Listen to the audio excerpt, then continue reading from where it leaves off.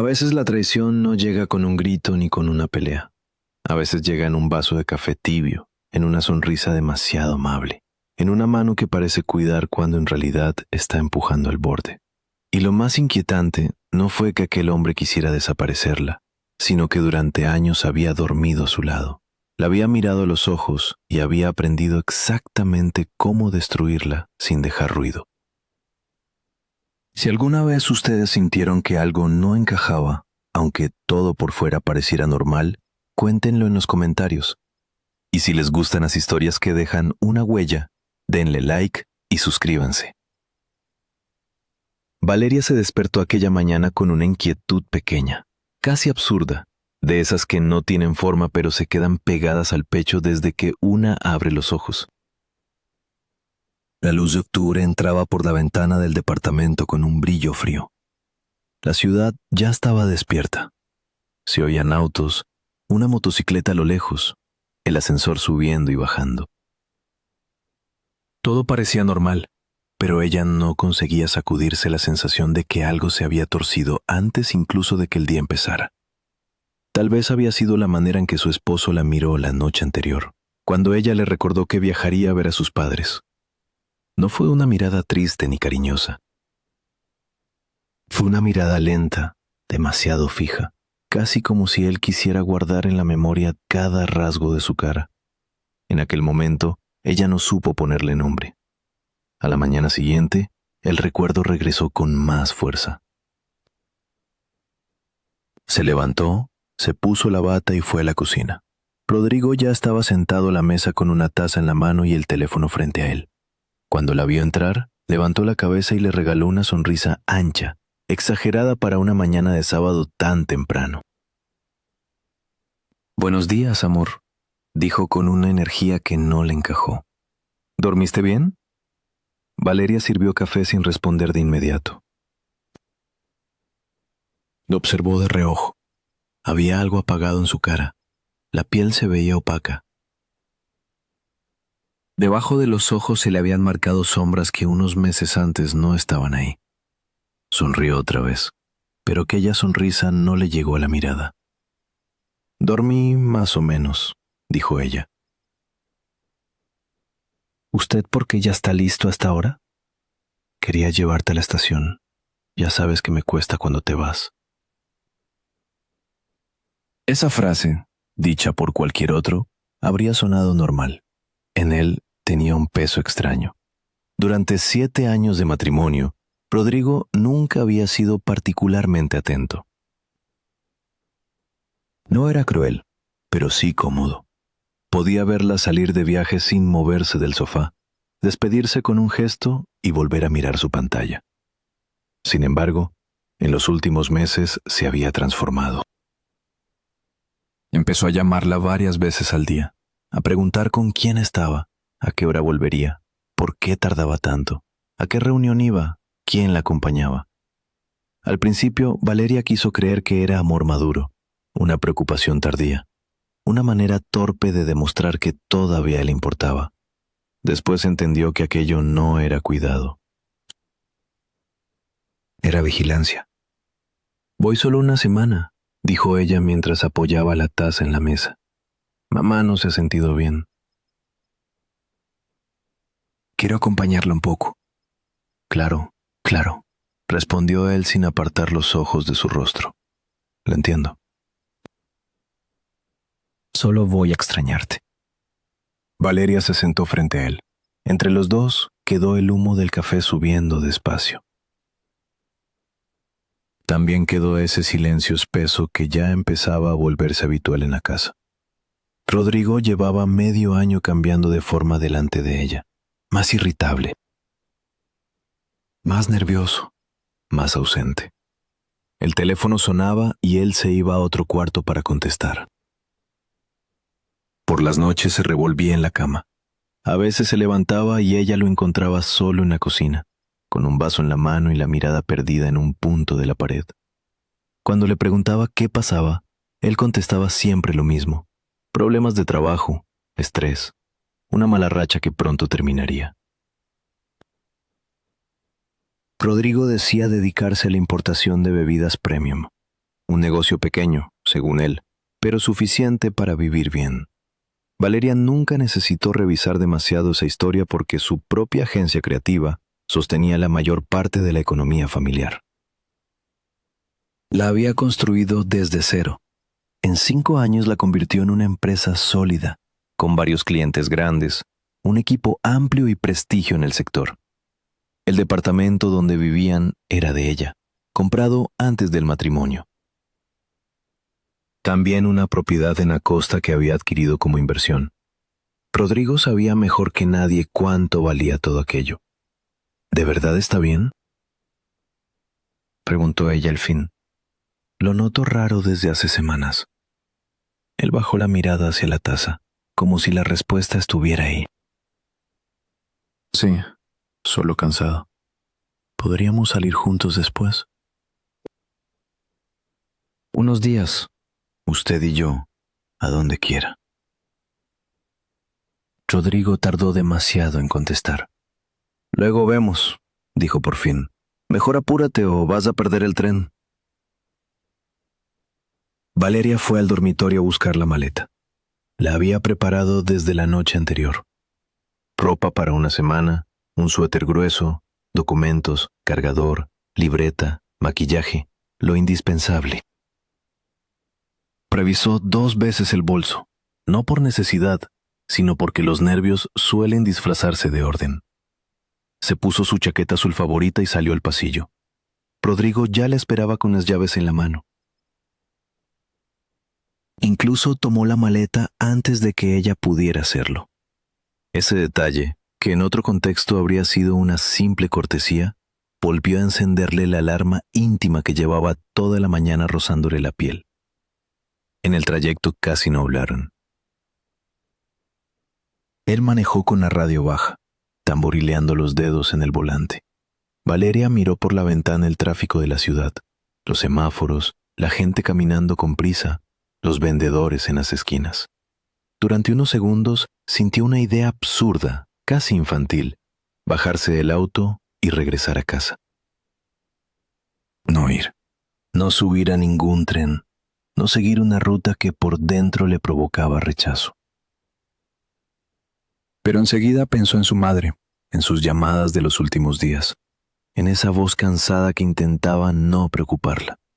Ya había prometido ir. Tenía que ir. La estación estaba llena. Familias arrastrando maletas, niños corriendo entre piernas ajenas, altavoces anunciando salidas, olor a pan, a metal, a café recalentado.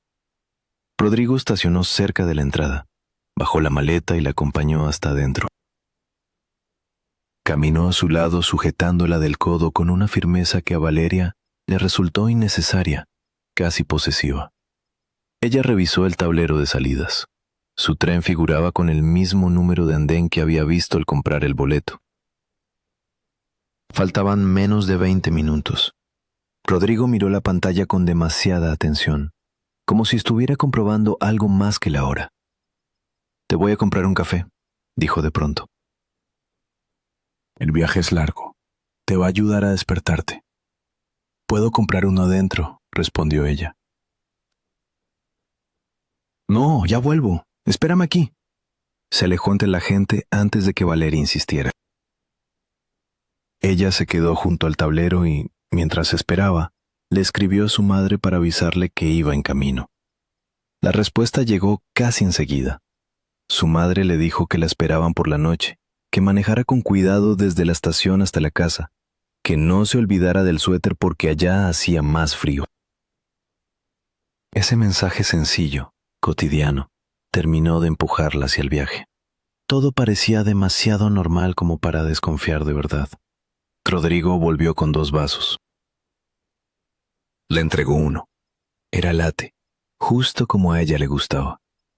Valeria lo recibió sintiendo el calor a través del cartón. «Gracias». Él la observó mientras ella daba el primer sorbo. El sabor estaba un poco más amargo de lo habitual, pero no lo suficiente para llamar la atención. Tal vez el café estaba mal hecho. Tal vez estaba tomando demasiado rápido. Tal vez el vacío en el estómago le estaba jugando una mala pasada. Tómelo, amor, dijo Rodrigo con voz suave. Le va a hacer bien. Valeria bebió otro sorbo. Luego otro.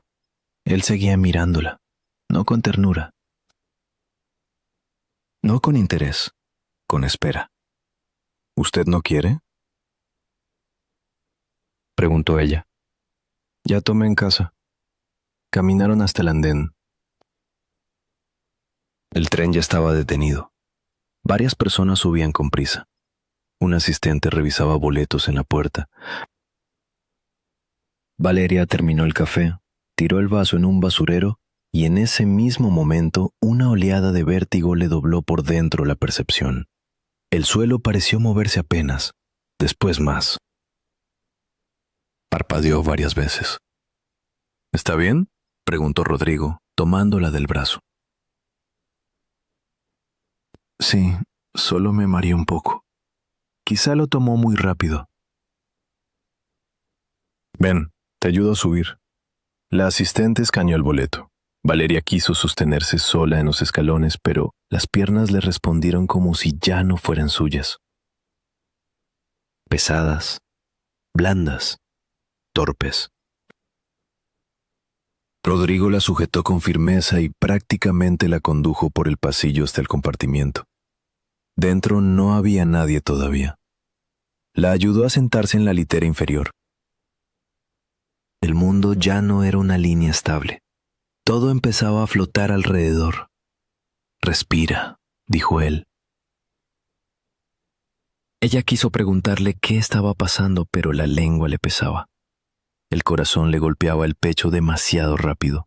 Entonces Rodrigo se inclinó hasta quedar muy cerca de su oído. Y en sus ojos, por primera vez, Valeria vio algo que nunca había querido admitir. Una frialdad limpia, sin culpa, sin duda, sin resto de cariño. Dentro de una hora no va a recordar ni su nombre, murmuró. No va a recordarme a mí, ni a su vida, ni a dónde tenía que ir. Se va a perder para todos. Valeria intentó moverse. Intentó agarrarlo de la camisa. Intentó gritar. No pudo. Apenas sí respiró un sonido roto. Él se apartó. La miró un segundo más y salió del compartimiento como quien deja una maleta en un sitio y da por terminado un trámite. El tren empezó a moverse. Durante unos minutos, o tal vez durante mucho más, ella no supo distinguir el tiempo. Solo sintió el traqueteo bajo el cuerpo, el zumbido en la cabeza y la certeza creciente de que todo había sido planeado.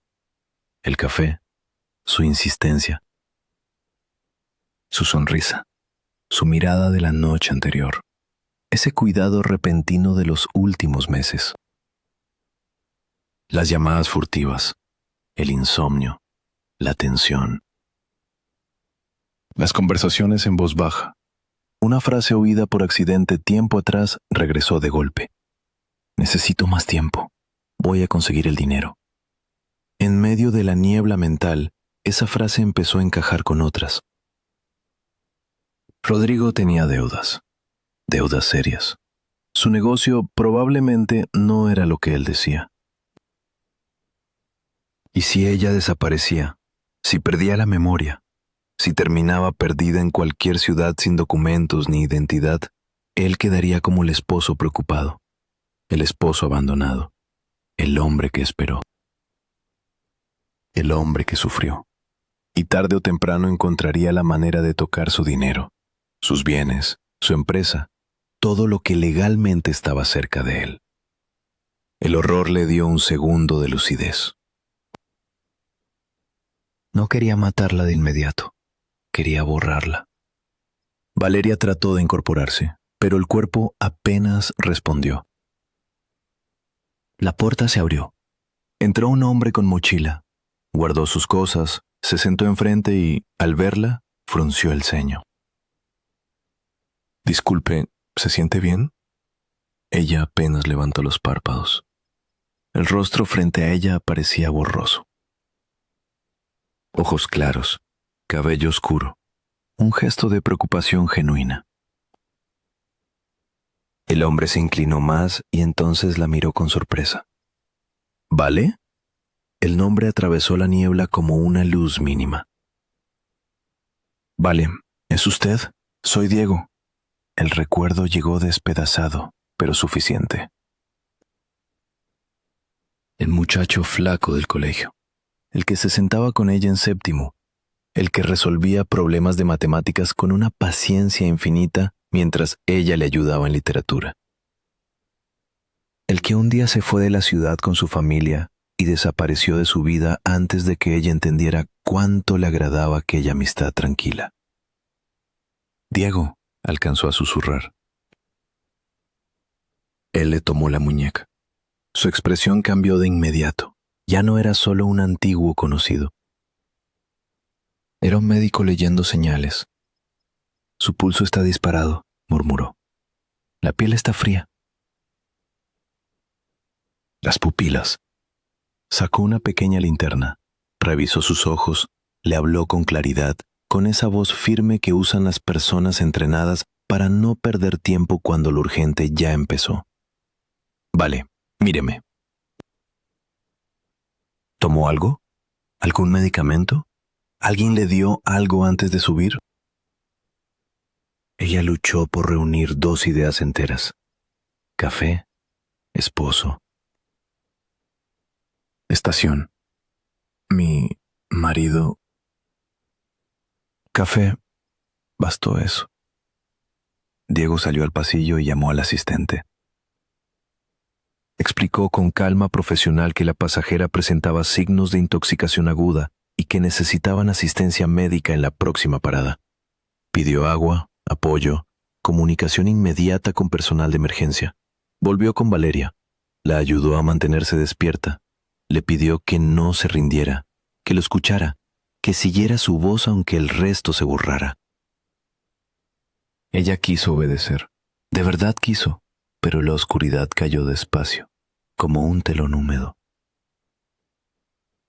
Lo último que sintió fue la mano de Diego sosteniéndole la frente y una frase repetida cerca de su oído, con urgencia y con una ternura antigua que parecía llegar desde otra vida.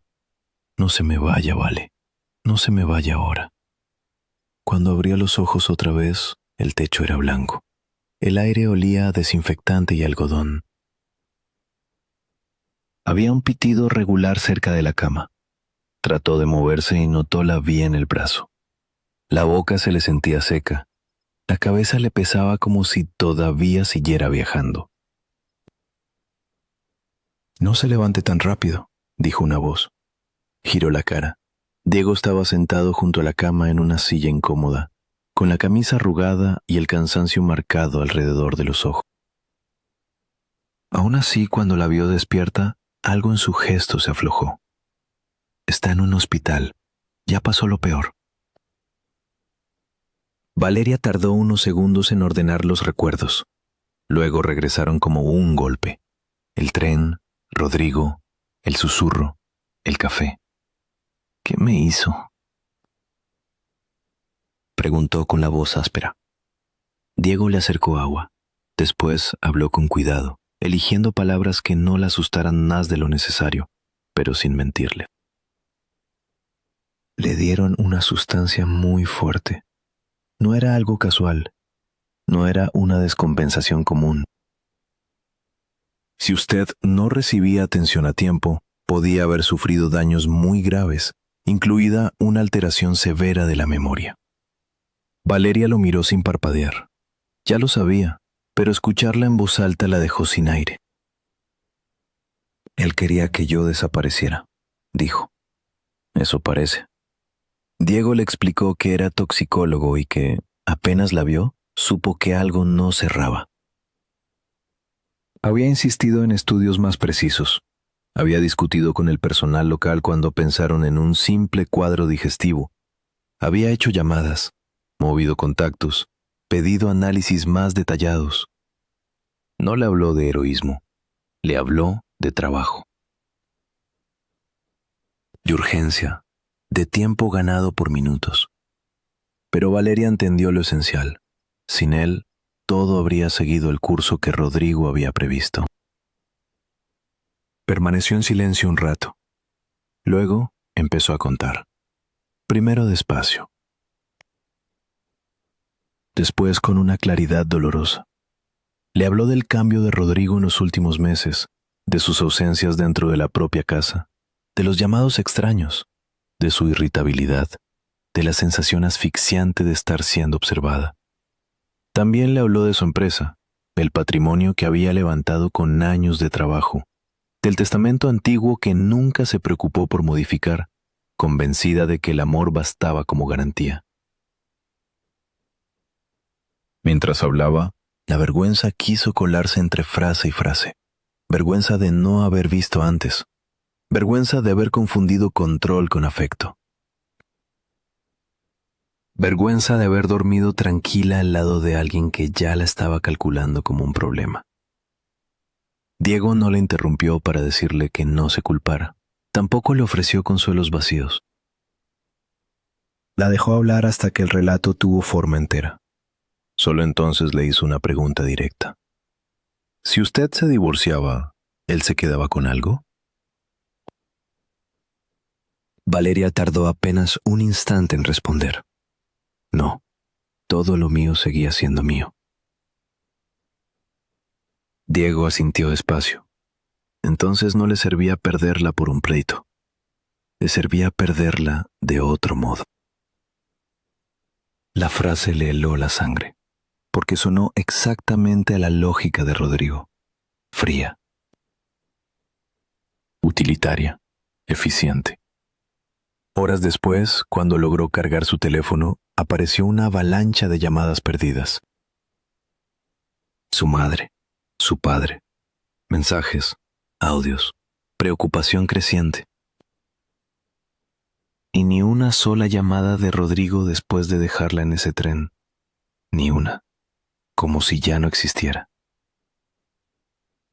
Como si para él el plan hubiera terminado en el momento exacto en que ella cerró los ojos. Diego observó en silencio mientras Valeria miraba la pantalla. No llamó porque cree que ya consiguió lo que quería, dijo. Hubo algo especialmente doloroso en esa certeza. No era solo el intento de despojarla, era la rapidez con la que él había asumido su ausencia. El vacío real que ella ocupaba en su vida. Diego le sugirió avisarles a sus padres una versión parcial de la verdad para no alarmarlos más. Ella lo hizo con la voz más estable que pudo, diciendo que se había sentido mal en el trayecto, que había bajado en otra ciudad, que estaba en observación, que luego les explicaría. Su madre sospechó que había algo raro, pero aceptó esperar. A veces el amor de los padres entiende que insistir en el momento equivocado puede romper lo poco que la otra persona está sosteniendo. Después vino la parte más dura, pensar con claridad. Valeria recordó entonces a una antigua amiga de la universidad, Lorena, que trabajaba en investigación criminal. La llamó con la mano temblando. Al escucharla, Lorena pasó de la preocupación a la precisión en cuestión de segundos. Pidió datos, nombres, lugar, hora, el nombre del médico, los análisis. No dudó ni un momento. Le dijo algo que a Valeria le devolvió un poco de suelo bajo los pies. No contacte a su esposo. No le avise a nadie más y por ahora deje que él crea que usted ya no puede hablar. A partir de ahí, los días cambiaron de ritmo. Ya no eran solo días de recuperación física. Eran días de espera, de reconstrucción y de prueba. Valeria permaneció protegida en el hospital mientras Lorena y un equipo empezaban a revisar cámaras, movimientos bancarios, compras, mensajes. Diego, que debía asistir a una conferencia médica, la pospuso. Consiguió hospedaje cerca. Volvía cada mañana y se quedaba hasta la noche. Le llevaba fruta, café del bueno, libros que ella apenas lograba abrir, noticias filtradas con cuidado, silencios oportunos. Nunca invadía, nunca preguntaba de más. Solo estaba, y a veces, cuando una persona ha estado a punto de ser borrada, eso basta para empezar a volver al mundo. En las noches, Valeria no dormía bien. Cerraba los ojos y veía a Rodrigo junto a la litera, susurrando con esa serenidad monstruosa. Se preguntaba en qué momento exacto su matrimonio se había podrido, si hubo un día preciso en que él eligió el dinero antes que ella. Si alguna vez la había amado, si la había amado de verdad o si siempre la miró como una extensión cómoda de una vida que él solo no podía pagarse. Pero por cada pregunta, el cuerpo le respondía con cansancio y el alma con una verdad más áspera todavía. Quizá ya nunca iba a saberlo del todo y tal vez no necesitaba saberlo para seguir. 3 días después llegó Lorena. Entró al cuarto con paso rápido, una carpeta bajo el brazo y esa energía contenida de quien ya entendió la gravedad del caso.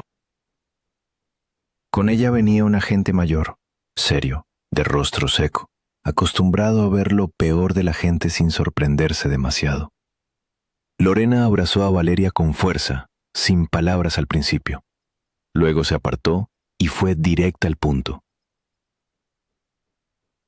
Tenemos pruebas muy fuertes. Sacó una tableta y le mostró grabaciones de la estación. En una de ellas se veía a Rodrigo comprando los cafés. Miraba a ambos lados. Esperaba un segundo exacto en que la empleada giraba la espalda. Metía la mano al bolsillo. Hacía un movimiento pequeño, rápido, entrenado. Después revolvía uno de los vasos con una naturalidad escalofriante. Valeria sintió que el estómago se le cerraba. No por sorpresa. Para ese momento ya sabía lo que iba a ver. Lo insoportable era comprobar lo limpio del gesto. Sin vacilación, sin miedo, sin temblor. No fue improvisado, dijo Lorena. Eso es lo primero que queda claro. Luego vino lo demás. Las finanzas de Rodrigo estaban peor de lo que Valeria imaginaba. Su negocio no era una simple importación elegante. Había operaciones opacas, deudas con personas peligrosas, una cadena de presiones que llevaban meses cercándolo. No tenía cómo salir de ese pozo con sus propios recursos. En un divorcio quedaba prácticamente fuera del patrimonio. Pero si Valeria desaparecía, el panorama cambiaba con el tiempo. Podía presentarse como esposo desesperado. Podía mover influencias. Podía iniciar trámites. Podía acercarse al dinero. Y había algo todavía más brutal. Lorena le mostró el boleto con el que Valeria había subido al tren. No estaba su nombre. No correspondía al trayecto que ella creyó estar tomando. Rodrigo no la había enviado hacia sus padres. La había subido a un recorrido mucho más largo, uno de esos que cruzan medio país. 8 días. Tiempo suficiente para que una persona sin memoria, sin documentos y sin orientación terminara perdida en cualquier estación, confundida, vulnerable, irreconocible incluso para sí misma. Valeria sostuvo aquel papel sintiendo que los dedos se le enfriaban. Él cambió el boleto, murmuró. Sí, dijo Lorena. Todo indica que lo compró con anticipación. Ya estamos reuniendo cada registro posible. En ese instante la dimensión del plan se volvió completa.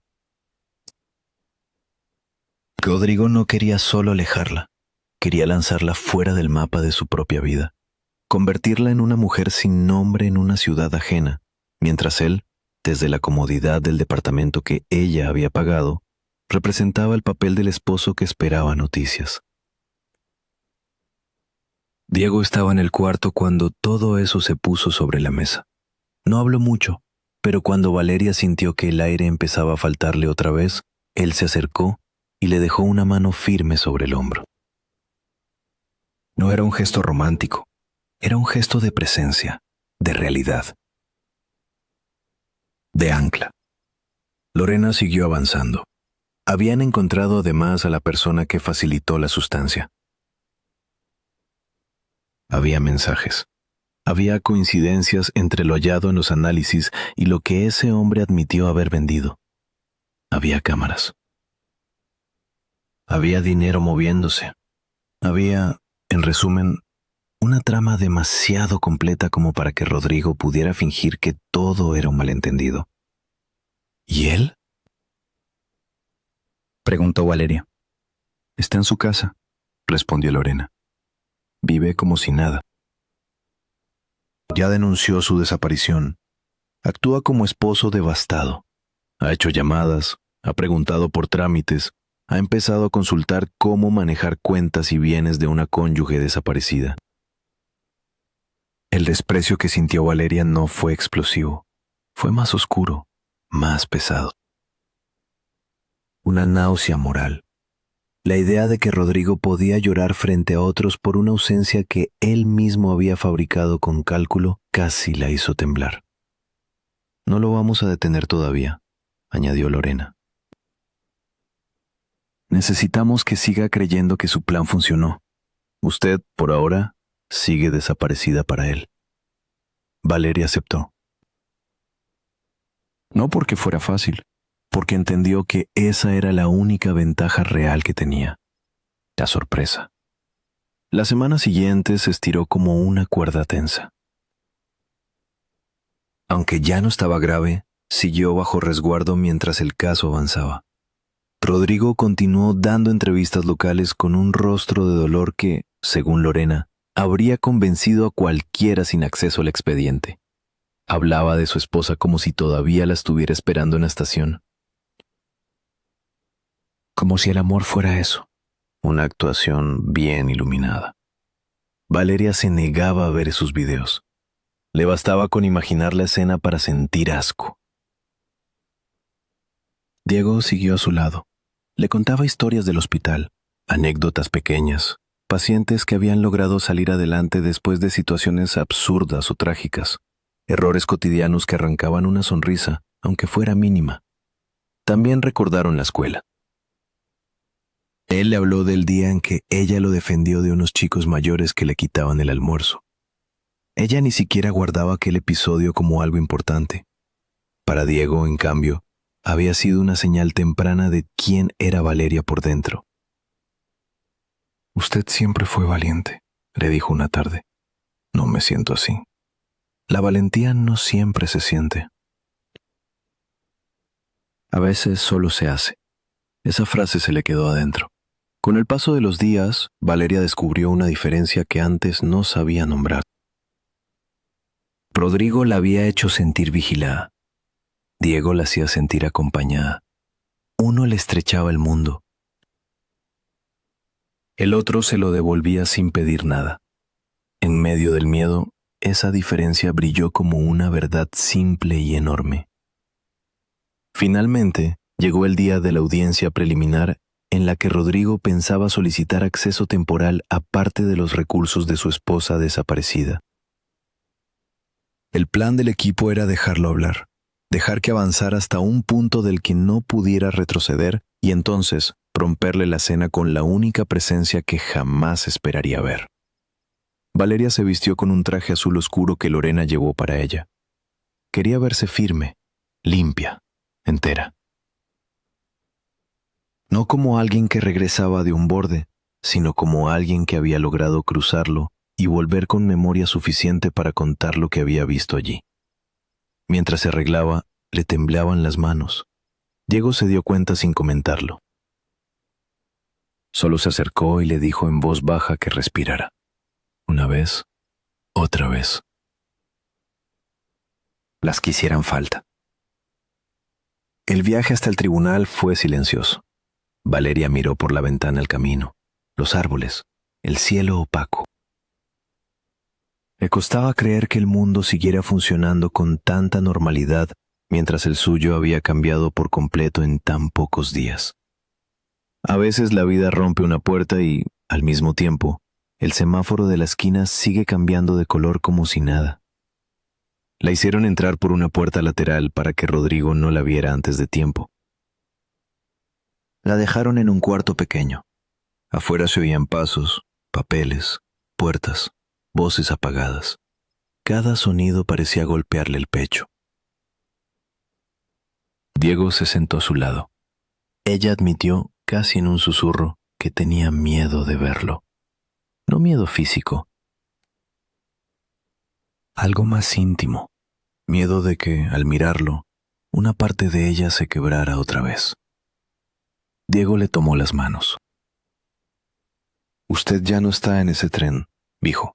«Acuérdese de eso». Fue una frase sencilla, pero la sostuvo.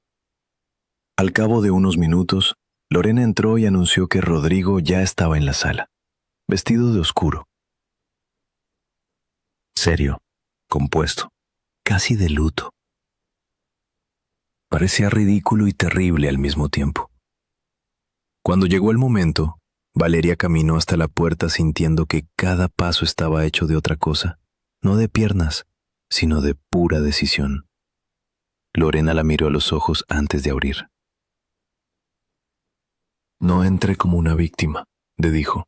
«Entre como alguien a quien no pudieron borrar». Valeria asintió. La puerta se abrió. La sala era pequeña. El juez, la secretaria, unas pocas personas, el abogado de Rodrigo y Rodrigo mismo, de espaldas a la entrada, hablando con tono medido sobre su esposa desaparecida, su angustia, la necesidad de disponer de recursos para continuar la búsqueda. Ni siquiera le temblaba la voz. Eso fue, quizá, lo más ofensivo. Entonces Valeria pronunció su nombre. «Rodrigo». Él se quedó inmóvil. Durante un segundo no giró. Como si el cerebro necesitara discutir con lo imposible antes de obedecer al sonido. Después se volvió despacio. En su cara pasó todo. El impacto, la incredulidad, el miedo crudo. La cuenta mental de lo que aquello significaba. Y por último, una desesperación rabiosa, contenida apenas por el entorno. «Vale», dijo con una voz que no le pertenecía. «¿Dónde estabas? Yo te busqué, yo...» «No siga», dijo ella. Entró entonces Lorena con el equipo que llevaba el caso. Se presentaron las pruebas.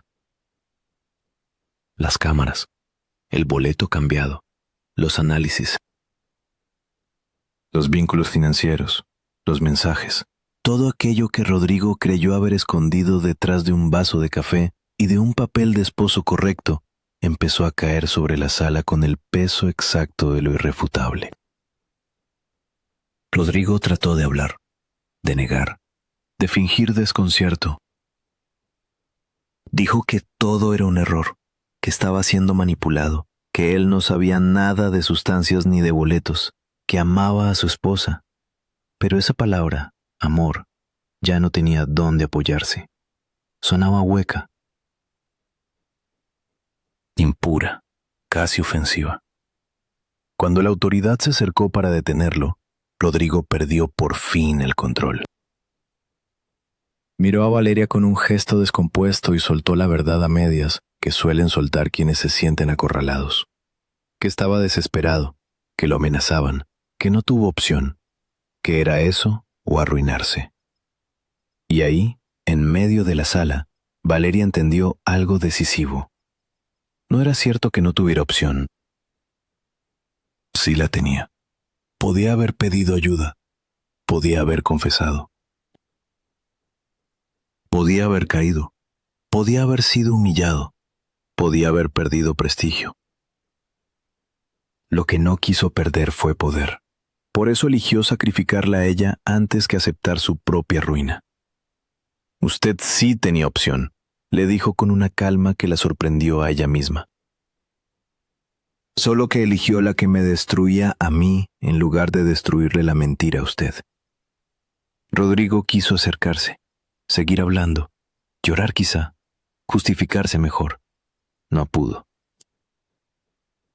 Se lo llevaron mientras ella se mantenía de pie, temblando apenas por dentro, pero entera. No sintió triunfo, sintió otra cosa. el fin de una pesadilla que todavía iba a doler, sí, pero que al menos ya no viviría escondida. Apenas se cerró la puerta, el cuerpo le soltó toda la tensión acumulada. Diego llegó antes de que cayera.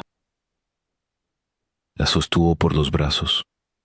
Lorena se quedó cerca, firme, vigilante, como hacen las amigas que entienden que algunas victorias se parecen demasiado al cansancio.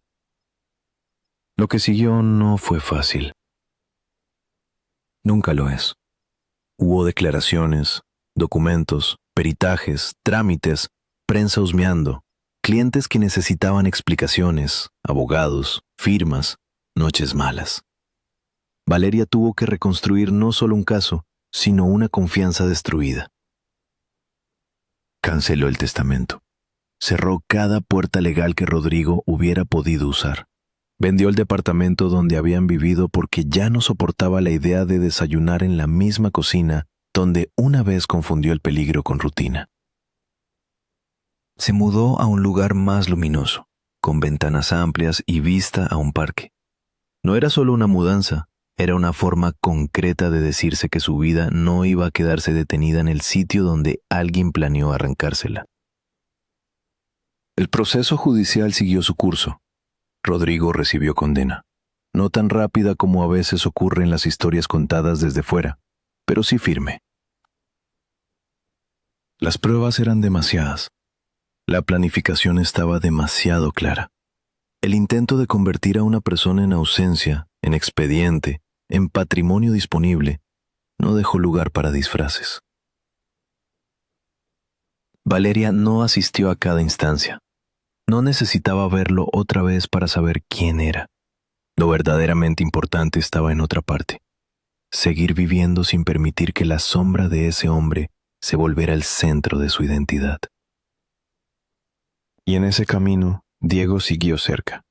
Al principio fueron llamadas para saber si había comido, si había dormido, si necesitaba que alguien la acompañara a una cita. Después fueron cafés tranquilos en los que nadie obligaba a conversar de lo ocurrido. Luego paseos, risas inesperadas, silencios cómodos. Recuerdos de adolescencia recuperados como si hubieran estado esperando el momento exacto para volver. Valeria empezó a notar que, junto a él, no tenía que explicarse todo el tiempo ni defender su sensibilidad ni ocultar sus dudas. Podía estar cansada, frágil, alegre o callada, y nada de eso se convertía en una deuda. Se enamoró con miedo al principio. Era inevitable. Después de una traición así, el corazón no camina. Tantea, retrocede, observa. Pero Diego nunca la empujó. Nunca le pidió rapidez. Nunca usó su gratitud como atajo. Simplemente estuvo. Una tarde, meses después, sentados frente a un río, hablando de cosas pequeñas, él se quedó callado de pronto. La miró con esa mezcla de pudor y verdad que solo tienen las personas que no quieren impresionar a nadie. Yo la quise desde que éramos casi niños, dijo. No con estas palabras, claro. Entonces no lo entendía. Solo sabía que cuando usted estaba cerca, el mundo me parecía un poco menos hostil. Valeria sintió que esa confesión no pesaba, no exigía. No venía a ocupar el lugar de nada. Solo nombraba algo que tal vez siempre había estado ahí, esperando tiempo y respeto. Ella lo besó primero. No fue un beso de rescate, ni de compensación, ni de agradecimiento. Fue otra cosa, una elección limpia. Con el tiempo construyeron una vida serena. No una vida perfecta, porque eso no existe. Una vida honesta, con conversaciones reales. Con espacio, con cuidado sin control, con afecto que no vigila ni administra. Con el tipo de paz que no necesita demostrar nada. Años después, cuando Valeria tuvo a su hijo en brazos por primera vez y vio a Diego mirarlo con la emoción quieta de quien entiende el milagro sin volverlo espectáculo, pensó en el tren. en aquel compartimiento, en la voz que quiso borrarla. Y pensó también en la otra voz, la que la llamó por su nombre cuando todo empezaba a deshacerse. Entonces comprendió algo que le costó muchísimo aprender. La vida no siempre avisa con claridad cuando una relación dejó de ser refugio y se convirtió en amenaza. Pero el cuerpo, el silencio, la incomodidad, las pequeñas grietas suelen hablar antes que la razón. Y cuando una persona de verdad ama, no reduce al otro para salvarse. No lo controla. No lo usa. No lo administra como si fuera un bien más entre otros. Amar no es retener. Amar no es vigilar. Amar, en el fondo, se parece más a cuidar sin encerrar. Valeria no recuperó la inocencia que tenía antes. Recuperó algo mejor: criterio. Aprendió a creer en sus señales internas. Aprendió que a veces perder una vida imaginada es el precio de encontrar una vida verdadera. Aprendió que hay personas capaces de destruir sin temblar, pero también personas capaces de quedarse cuando todo tiembla. Y esa diferencia puede cambiar un destino entero. Si ustedes escucharon esta historia y sintieron que les recordó a alguien o incluso a una etapa de su propia vida, cuéntenos en los comentarios. Me gustaría saber si creen que las señales estuvieron ahí desde el principio o si hay engaños que solo se entienden cuando ya pasaron. Y si quieren seguir viendo historias así, de esas que sacuden pero también dejan algo para pensar, denle like, suscríbanse y vayan al siguiente video que les aparecerá en pantalla. A veces una historia termina, pero la reflexión apenas empieza.